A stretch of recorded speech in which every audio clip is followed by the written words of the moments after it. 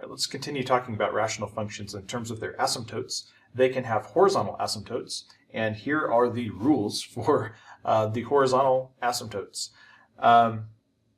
So if we have f of x, and f of x is a rational function, and again recall that a rational function is a function p of x over q of x, where both p of x and q of x are polynomials.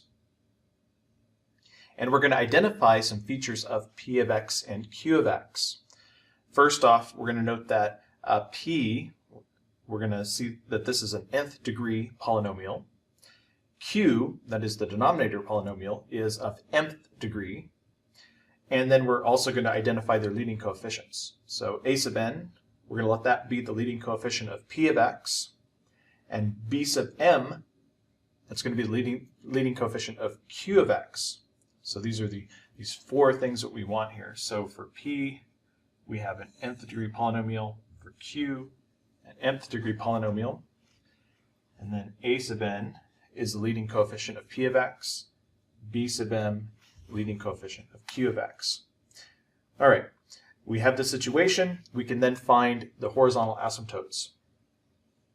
First, if the degree of the numerator is less than the degree of the denominator, right, so n, right, n is the degree of the numerator, p of x, m, q of x, so numerator less than denominator, then the line y equals 0 is a horizontal asymptote. Right? If the degrees of the numerator and denominator are equal, then the line y equals a sub n over b sub m is a horizontal asymptote. And that is, if the rational function has polynomials of equal degree, then you just take the ratio of the leading coefficients. That line will be the horizontal asymptote.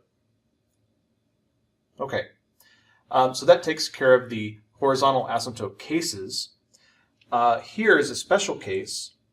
If the degree of the numerator is exactly 1 greater than the degree of the denominator, so for example, if the numerator were of degree 3 and the denominator were of degree 2, you would be in this case.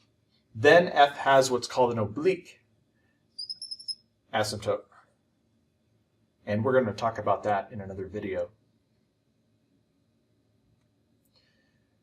If the degree of the numerator is greater than 1 plus the degree of the denominator, then f has no horizontal or oblique asymptote.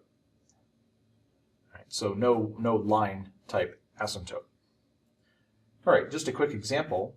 Here we have a function f of x equals 2x cubed minus 4x squared plus 5x minus 7 all over x cubed plus 7x minus 15. What are its horizontal asymptotes, or does it have any? Well, the first thing we need to do is identify the degree of the numerator and denominator, and then consider their leading coefficients, if necessary. So the numerator, we see x cubed, that's the highest power of x. So this is going to be, the degree of the numerator is then 3. The denominator we see also is of degree 3. The highest power of x is 3. Therefore, we are in case 2, where the degrees are the same. And we know that the line a sub n over b sub n is the horizontal asymptote. So let's look at the leading coefficients. The leading coefficient of the numerator is 2. The leading coefficient of the denominator polynomial is 1. So the line y equals 2 over 1, or just 2, is a horizontal asymptote of f.